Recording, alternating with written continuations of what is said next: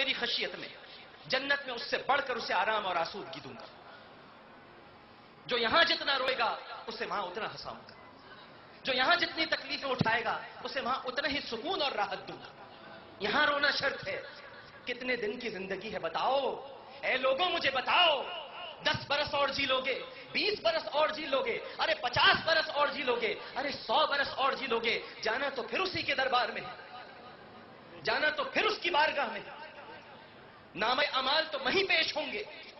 تو پھر آنسوؤں کے ساتھ جاؤ، اپنے رخساروں کو آنسوؤں سے تر کر کے جاؤ، اس کی بارگاہ میں جاؤ. وہ رحیم ہے، وہ کریم ہے، وہ غفور ہے. نبی کریم صلی اللہ علیہ وآلہ وسلم نے ارشاد فرمایا کہ قیامت کے دن جہنم کو لایا جائے گا. قیامت کے دن جہنم کو لایا جائے گا. اس کی ہیبت ناک آوازیں نکلیں گی جو 500 کوس دور سے سنی جا سکیں گی. جہنم کی آوازیں. لوگ اس پر سے گزرنے والے گھبرائیں گے. نفسا نفسی کی صدا ہوگی، نفسی نفسی کی صدا ہوگی، نفسا نفسی کا عالم ہوگا. لوگ گھبرا رہے ہوں گے. اور نبی کریم صلی اللہ علیہ وآلہ وسلم اس وقت فرما رہے ہوں گے اللہم امتی، اللہم امتی، اللہم امتی. اے اللہ میری امت، اے اللہ میری امت، اے اللہ میری امت. اس وقت جہنم سے نہایت بلند اور خوفناک شعلے نکلیں گے. آپ کی امت اس کی مدافعت میں کہے گی اے آگ تجھے نمازیوں کا صدقہ، اے آگ تجھے روزے رکھنے والوں کا صدقہ، اے آگ تجھے عبادتیں کرنے والوں کا صدقہ، اے آگ تجھے نفلی نمازیں پڑھنے والوں کا صدقہ. تھم جا، رک جا، سرد ہو جا. وہ آگ نہیں رکے گی. اتنے میں جبرائیل امین ایک پیالہ لائیں گے جس میں سے پانی کے چند چھینٹے لے کر جب آقا کریم اس آگ پر ڈالیں گے تو وہ سرد ہو جائے گی. آقا پوچھیں گے جبرائیل اس پیالے میں کیا تھا جس کی آگ کو نمازیں نہ روک سکیں، روزے نہ روک سکے، زکات نہ روک سکی، نفل نمازیں نہ روک سکی. اے جبرائیل اس پیالے میں کیا تھا کہ چند چھینٹے ڈالے اور آگ رک گئی؟ جبرائیل کہیں گے آقا یہ آپ کی امت کے آنسو تھے، آنسو تھے، آنسو تھے.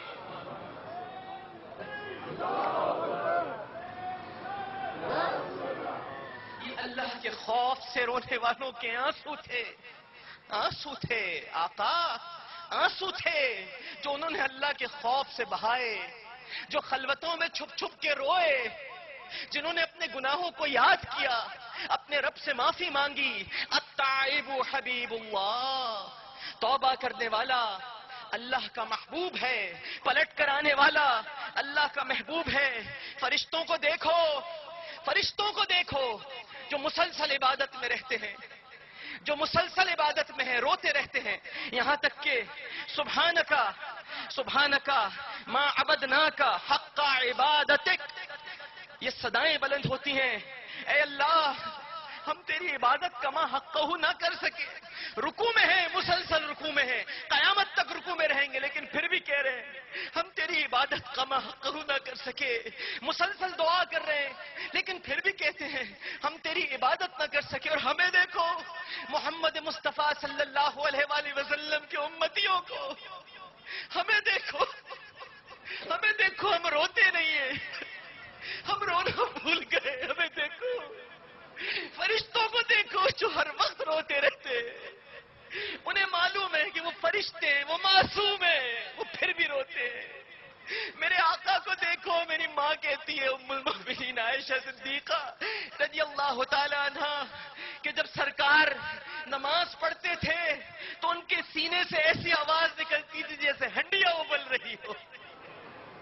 وہ معصوم برحق، وہ محمد مصطفیٰ، وہ صلی اللہ علیہ وآلہ وسلم جو اگر جہنم کے پاس سے گزر جائے تو جہنم سرد ہو جائے. وہ رات رات بھر اپنے پروردگار کی بارگاہ میں روتا ہے. تم رونا کیوں بھول گئے مسلمانوں؟ تمہاری آنکھوں کا پانی کہاں چلا گیا؟ تمہیں اپنے گناہوں پر شرم نہ کیوں آئی؟ تمہیں اپنی خطاؤں پر افسوس کیوں نہ ہوا؟ کیا تم سب نے اپنی عبادتوں کا حق ادا کر دیا؟ کیا تم سب اس کی بارگاہ میں کامیاب و کامران ہو گئے؟ کیا تم سب تقوی کی منزل پہ پہنچ گئے؟ ارے ہم سب خام ہیں، ہم سب نامکمل ہیں، ہم سب گناہوں سے لتھڑے ہوئے ہیں، ہمارے پاس سے خطاؤں کا تعفن اٹھ رہا ہے، ہمارے پاس سے لغزشوں کی بو آ رہی ہے، اس کے باوجود ہم اپنے رب کو نہیں پکارتے۔ جامع ترمذی میں حضرت ابو سعید خدری رضی اللہ تعالی عنہ ارشاد فرماتے ہیں کہ سرکار فرماتے تھے، اے ابو سعید، میں کیسے پرتعیش زندگی گزاروں جبکہ مجھے معلوم ہے کہ فرشتہ منہ میں سور لیے کھڑا ہے اور اللہ کے حکم کا منتظر ہے کہ کب سور پھونک دے۔ تو مجھے بتا ابو سعید، میں کیسے پرتعیش زندگی گزاروں کہ کب سور پھونکنے کا وقت ہوگا اور کب سب کچھ ملیا میٹ ہو جائے گا۔ کیا ہمیں پتہ چل گیا ہے کہ سور کب پھونکا جائے گا جو ہم اتنے غافل ہو گئے ہیں؟ ہمیں نہیں معلوم، ہمیں نہیں معلوم کہ دنیا کس رخ پر جا رہی ہے۔ ہم تو روز لاشیں اٹھاتے ہیں، ہمیں نہیں معلوم۔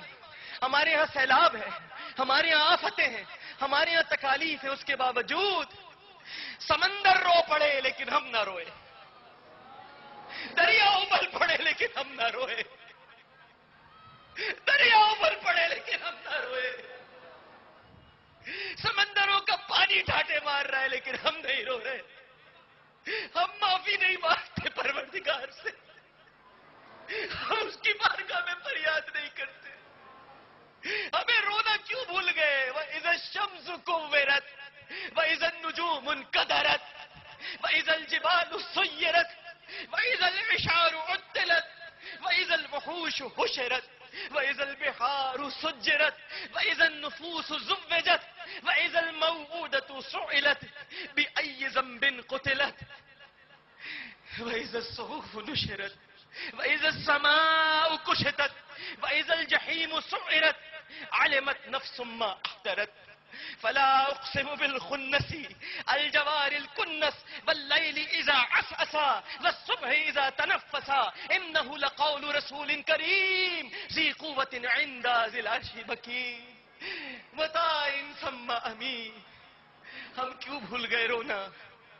سورہ تکویر میں عذاب کا جو منظر کھچا ہوا ہے، کیا اس کے سبب بھی آنکھوں میں رونا نہیں آتا، آنسو نہیں آتے؟ آنکھوں کے آنسو کہاں گئے؟ ناظرین اور سامعین، حضرت علی کرم اللہ وجہہ فرماتے ہیں، میں نے رسول کے صحابیوں سے بڑھ کر کسی کو رونے والا نہیں دیکھا۔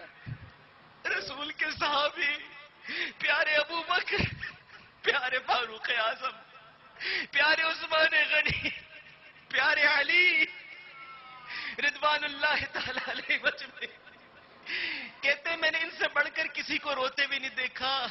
یہ رات رات بھر بستروں پہ کروٹیں بدلتے تھے، ان کو پتا ہے یہ بخشے میں ہے، عشرہ مبشرہ میں ہے، پھر بھی رات رات بھر بستر پہ کروٹیں بدلتے کہ آقا ہمیں معاف کر دیا گیا کہ نہیں؟ ابو بکر پوچھتے ہیں، آقا یہ جو آپ نے فرمایا ابھی کہ نمازی باب الصلاۃ سے داخل ہوں گے، ہیں زکوٰۃ دینے والے باب الزکوٰۃ سے داخل ہوں گے، جی، اور حج کرنے والے باب الحج سے داخل ہوں گے، اور آقا آپ نے فرمایا روزے دار باب الریان سے داخل ہوں گے، آقا میں کہیں سے داخل ہوں گا؟ یار غار آقا میں کہیں سے داخل ہوں گا؟ فرمایا ابو بکر تو ہر دروازے سے داخل ہوگا، تو ہر دروازے سے داخل ہوگا، لیکن اس کے باوجود خشیت کا عالم دیکھیے۔ آئیے بارگاہ رب العزت میں دعا کریں۔